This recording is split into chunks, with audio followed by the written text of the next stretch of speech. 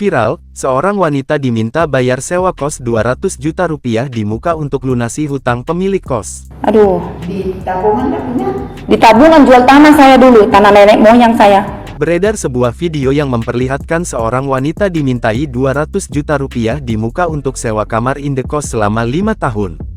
Penyedia kamar kos secara belak-belakan mengaku hendak memakai uang tersebut untuk membayar utang di bank. Ya ibunya enak tagihan di bank, sayanya nggak enak. Dari mana saya punya uang? Pulanglah saya.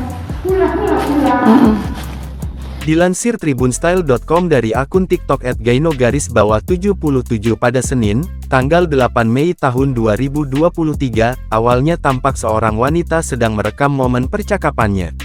Percakapan tersebut diduga melibatkan dirinya dan penyedia kamar kos. Lewat keterangan dalam video, ia sepertinya keberatan kalau harus membayar di muka biaya sewa kamar kos selama 5 tahun, yang mana jumlahnya mencapai 200 juta rupiah. Tapi langsung 5 tahun, dari mana saya dapat uang ibu? Berapa bertahun? Nggak hitung saya, banyak itu. Kalau 100 sehari, 100 sehari, 1 tahun, 3 kali 10, 3 kali 10, 30, 36 juta. Per tahun. 1 tahun 36 juta. 3 kali 5, 150 juta. 3 kali 5, 150 juta. Dari mana saya ngambil uang? Kalau kan bapaknya bilang berat di bank, ibunya mau bayar hutang di bank. Ibu punya hutang beban di bank.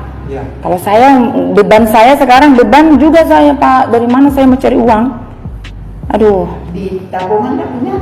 Di tabungan jual tanah saya dulu, tanah nenek moyang saya. Wanita itu mengaku sedih, namun ia masih mencoba merayu. Nggak bisa bayar per bulan. Ya.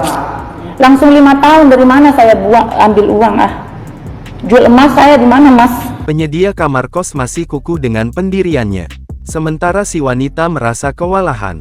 Ia hanya mampu membayar biaya sewa kamar kos sebesar 1 juta rupiah per bulan. Si wanita juga merasa stres kalau harus ikut memikirkan utang si penyedia kamar kos di bank. Sempat berunding secara alot, mereka akhirnya tidak menemui kesepakatan.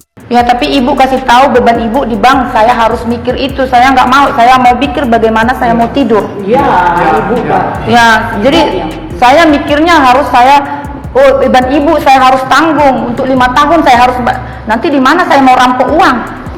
Saya stres. Wanita tersebut akhirnya pamit pergi. Tak lupa, ia mengucapkan terima kasih. Makasih ya Pak. Capek aku.